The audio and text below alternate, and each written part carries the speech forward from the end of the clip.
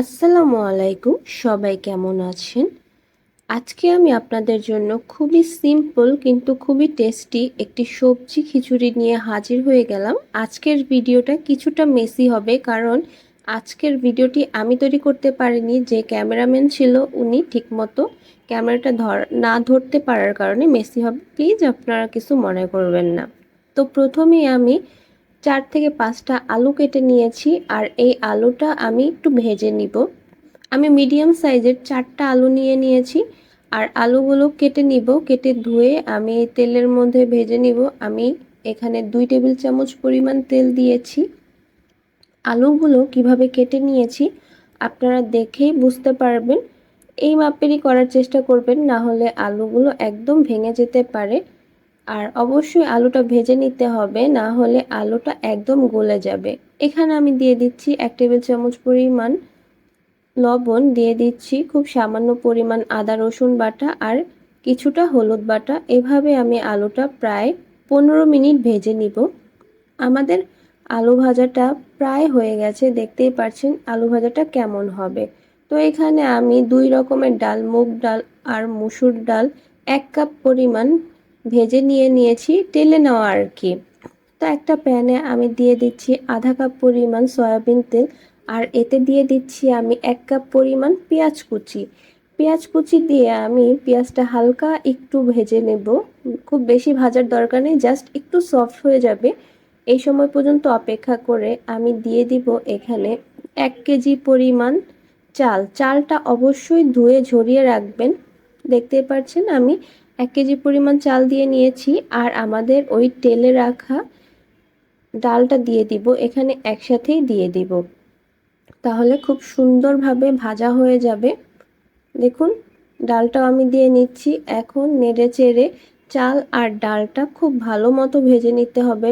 প্রায় 10 মিনিট আপনারা এভাবে ভেজে নেবেন, তাহলে ভাতটা ঝরঝরে হবে। যেহেতু সবজি খিচুড়ি, সেক্ষেত্রে একটু সাবধান হতে হবে, না হলে একদম ভর্তা ভর্তা হয়ে যাবে খিচুড়িটা।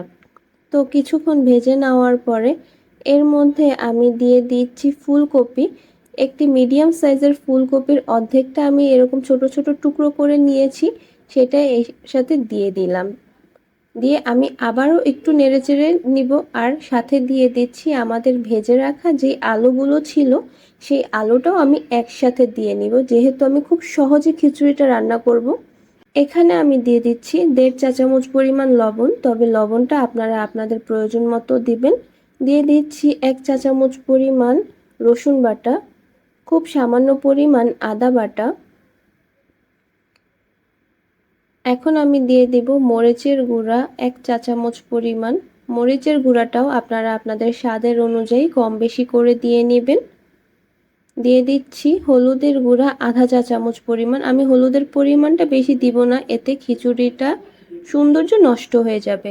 তো এখন আমি নেড়ে চেড়ে সবগুলো জিনিস ভেজে নিচ্ছি। একটু ভেজে নিলে খিচুড়িটা দেখতেও সুন্দর হবে আর একদম গলে যাবে না।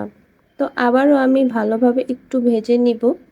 সাথে দিয়ে দিচ্ছি আমি একটু গরম মশলা গুঁড়া আর একটু জিরার গুঁড়া দিয়ে দিব আধা চা চামচ পরিমাণ। আবারও একটু নেড়েচেড়ে ভেজে নিব।